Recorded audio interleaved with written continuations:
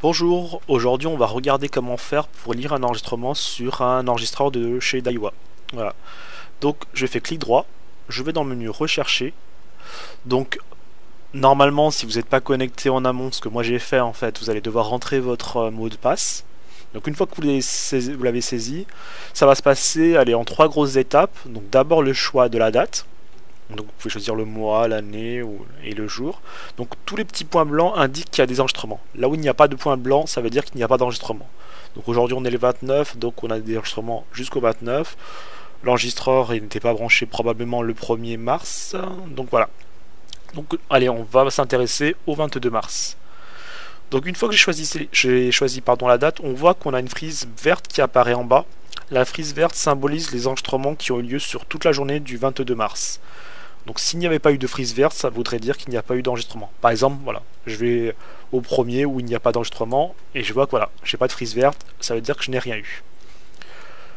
Donc je reviens sur mon petit 22, donc j'ai des enregistrements le 22 mars. Ensuite, je sélectionne la caméra que je veux lire. Donc par défaut, elles sont toutes sélectionnées. Comme j'ai branché que la caméra numéro 1, moi je vais m'intéresser qu'à la caméra numéro 1. Voilà. On voit d'ailleurs que ça enlève les lignes en bas. Donc on n'a que la ligne de la caméra numéro 1.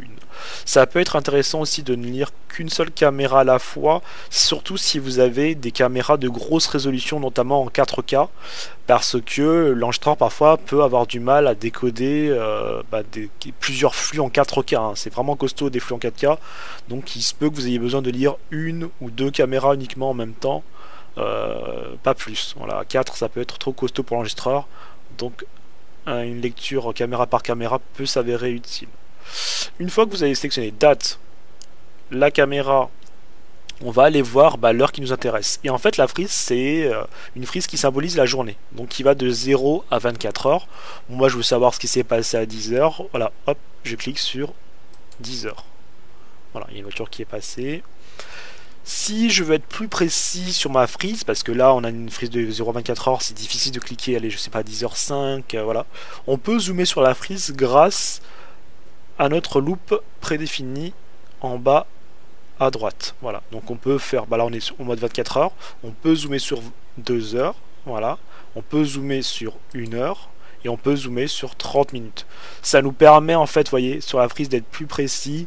Et là, si je veux voir ce qui s'est passé à 10h, allez, 10, c'est plus facile de cliquer 10h10 et de lire la séquence, voilà, tranquillement, pour voir ce qui s'est passé. Voilà, je vous indiquerai dans une seconde vidéo comment faire pour extraire un enregistrement. Il y a plusieurs méthodes pour pouvoir faire cela. Je vous indiquerai la méthode qui à mes yeux est la plus simple et la plus pratique. Voilà, merci.